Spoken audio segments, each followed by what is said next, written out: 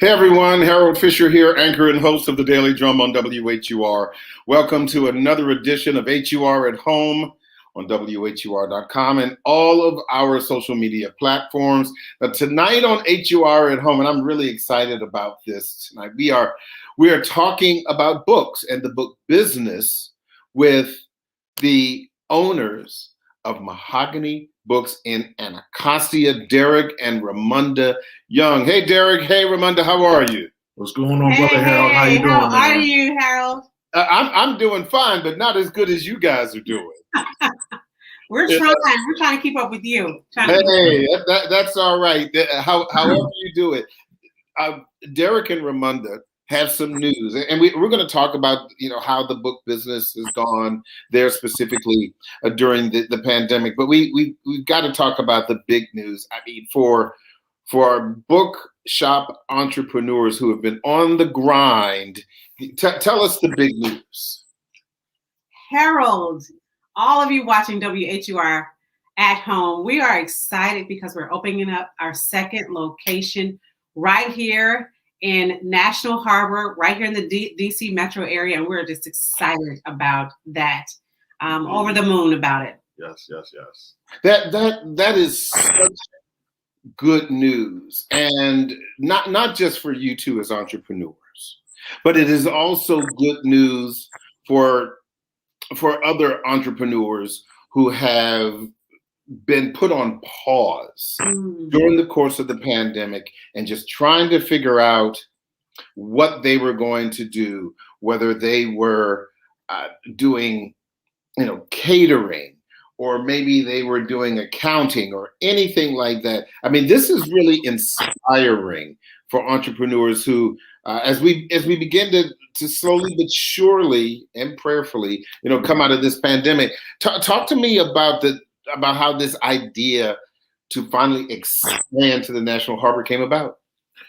Well, this has been something that's been in the work for a very long time. We've been looking at making this move since, I want to say, 2018. 19. We've actually, the pandemic slowed it down. The goal was to have the store up and moving last year in 2020. So 2018, 2019, we were on the move looking for a second location. And again, the idea is to make these books, these opportunities, these experiences accessible to more people in the DC metro area. So we've, was reaching out to folks, talking to landlords, property owners, and, the team at National Harbor reached out to us, and we figured out a way to make it happen. COVID slowed it down, but we finally got everything kind of worked out where we felt comfortable to get a open date of June of this year. Yeah. Well, it's interesting, Derek, because you said the pandemic slowed the plan to expand. What impact did it have on business overall? Did you find that because people were at home, were they buying more books, or was business just slow overall? Yeah, go ahead. I know. I'm excited. I was going to just respond to that too. Yes, absolutely. There were people at home. We really had a concentrated audience who were there, especially when the pandemic started and kids were going home. A lot of the schools closed. So now you have this captivated audience, and the parents are like, well, what do we do? That we have our kids home for 24 hours a day now versus the 8 hours or, that they're at school. And so it was a great opportunity for us to really turn our eyes to what our customers needed. Our website was already up and running for 14 years. It's how we started. And so instead of having to tinker around with that, we really focused on what they needed. And so we created book bundles for kids from elementary. We had a special book bundle for that. For middle school, we had a special book bundle for that, and for high school.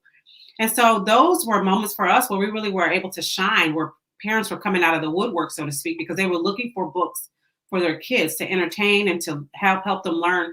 So the pandemic for us, even at the very start of it, was an opportunity for us to really connect with our customers and give them books, since they couldn't come into the stores at that time. You have all this free time on your hands now, and what do you do with that time? And so a lot of people turned to books early on in the pandemic. You had a special guest who popped up in one of your book clubs. Tell me about that. Yes. So we had President Barack Obama, my homeboy. We're best friends now. Of course. We kind of kick it and everything. Oh my goodness. But yeah, so it was an amazing opportunity that was again presented to us. And I'm going to find out he had been following us online, on social media, all the different things we've been doing, again, serving the community, trying to make sure we're touching people, serving people. And they reached out to us, and we were, at the time, I think the very first bookstore, was it book club? Mm-hmm. He had done an event with. So we reached out to a number of our book club members, figured out online to do a virtual event, and he showed up, and no one knew what was coming. Well, right? We knew. We knew. So you did. So it was a surprise for everyone else, but yeah. You knew. Yeah, we knew, but the rest of the book club did not know. So when the day came and he popped up on that screen and you saw mouths drop, it was very exciting. Yeah, yeah. And then this virtual Secret Service. Yes, absolutely. We really were. But it was just really an honor to know that he really wanted to step out and connect with the book club. And he said, hey, Mahogany Books and the Very Smart Brothers Book Club was the one he really wanted to meet and come and join. That discussion was amazing. We were with him for a full hour. You guys got to see a snippet, but a full hour asking him questions and really involved about the book. It was really an honor to have that. It was our 20 members and maybe a couple of other people from the publishing house and the former president of the United States with our bookstore. So it was an honor. But he's supported, independent bookstores for many, many years. And so we were excited to be the one that he chose to do this book club kickoff with. Now, Maurice is asking, is there footage or video of the book club with President Obama in it?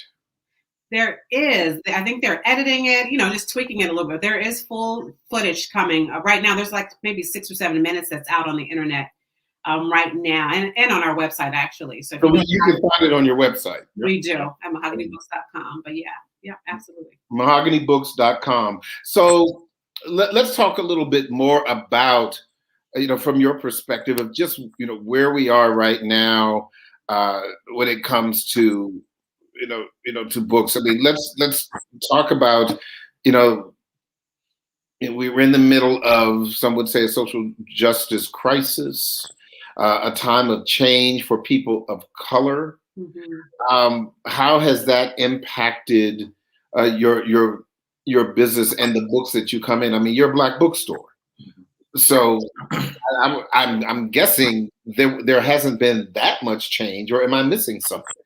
So there's definitely been a change because now there's more spotlight on what we do. The thing is that for decades now, Black booksellers have been doing this work of providing providing the community with access to books that empower, that educate, that inspire, and entertain.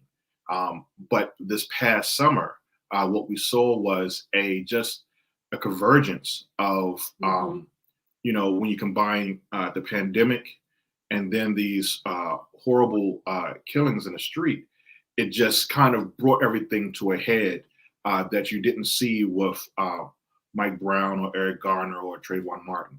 So people in the house with nowhere to go and just transfixed on what was happening, the question then started rolling, well, what do we do? And then, as we've always believed, you go to books, you turn to books. And again, that's where we, having done the work for the past 10, 14 years with having a website, having a social media presence, being accessible and available to people across the country, it made it easier for people to find us and to start ordering those books. And it then just turned to us to make sure that we were able to fulfill it for them and give them the opportunity to read the book and have these discussions. So one of the other things that we did, in addition to, just providing a book service, was our virtual author talks. We launched Mahogany Books Front Row. And what we did was we made sure we had these authors who talked to these issues.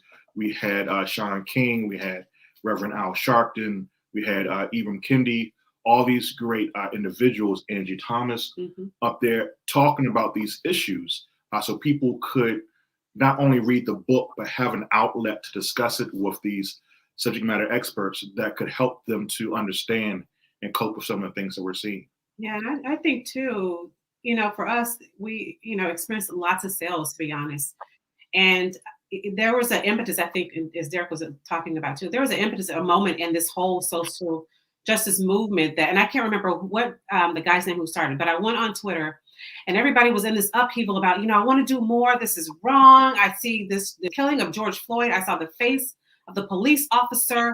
And I saw some people felt like they saw themselves reflected in that. And so in seeing themselves, and I say people, white people, to be honest, felt that's the customers that we saw coming to our doors and our online, but they felt a very visceral reaction of what can I do? Mm-hmm. There was a gentleman online. He said, all of you that are feeling all of this, you want to learn more, you want to educate yourselves. He said, that's beautiful. That's amazing. That's powerful.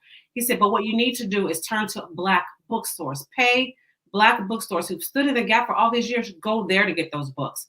Yeah. So that kind of turned the whole book buying movement to us. And I say us, there's about 125 or 130 Black bookstores that are out there. And those who had a functioning website, when that movement came, because it really was an opportunity for them to, to reflect, but then really take their dollars and make a difference immediately because of the images that they had seen and how they felt like they were, had played some kind of part in it throughout history, right? And so that turned a lot of people to buy from Black bookstores. And that started a movement on its own, just because we were in position and other bookstores were in position to really, provide a service for those customers.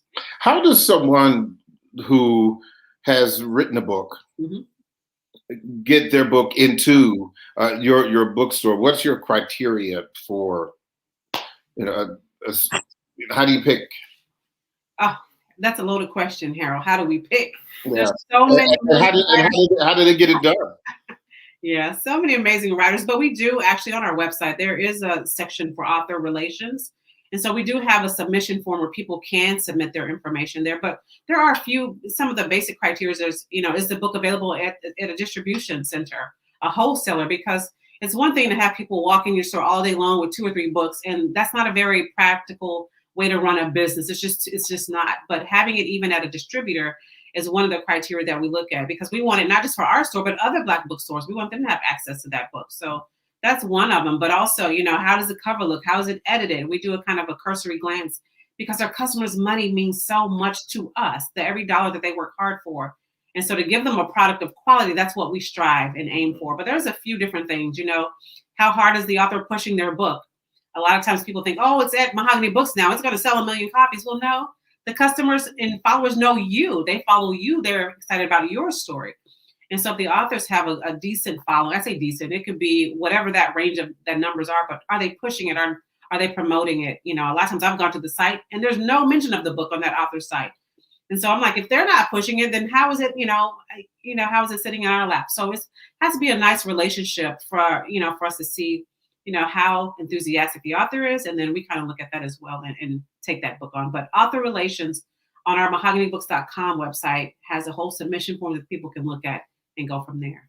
Yeah, and the truth of the matter is, you could go to Mahogany Books looking for a book, and then your family doesn't hear from you for a week because you're going to get lost in that store. And now you're going to have 2 stores to get lost in. I say that kind of tongue in cheek, but the reality is, if you are a book lover, you go into Mahogany Books and you start in this corner. And by the time you finally get all the way around, you realize I'm hungry. And not just for knowledge, because you've been in there for an hour or 2 or 3, and Derek is like, brother, we're about to close. I've had that conversation. That really is. I know. I've had that conversation. But that's the beauty of it. At the end of the day, Ramon and I, we love bookstores. Like, we will go on, when we were dating, we will go on dates there. Mm-hmm. If we did not own a bookstore, we would just walk in the bookstores and hang out there as a family. Mm-hmm. So what we wanted to do was create an experience for people where they could literally get lost in the bookstore. Mm-hmm. And Anacostia is a 500 square foot store. It's not that big, but I've seen people literally spend an hour, 2 hours in that store, going from book to book to book. And we're very intentional about how we curate the titles in there, because we want there to be a surprise every time. We want you to walk into the history section or the fiction section and be like, oh my God, I didn't even know like you could still buy this book.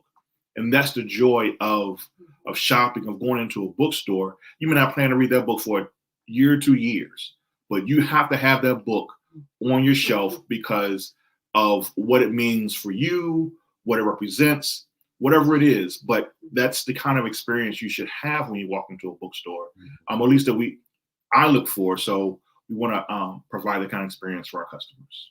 It is a comforting feeling, not just, again, intellectually, but it really is, you know, it's like being in your grandmother's kitchen, you know, and just sitting and there's just this wonderful feeling. And there's going to be more of that, I'm sure, at the National Harbor when you guys finally open your new store in June. So, you know, Derek and Ramunda Young, thank you so much for talking to me.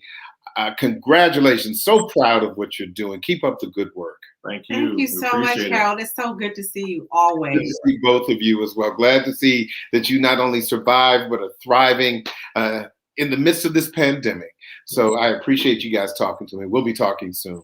Thank you. Have a great one. All right.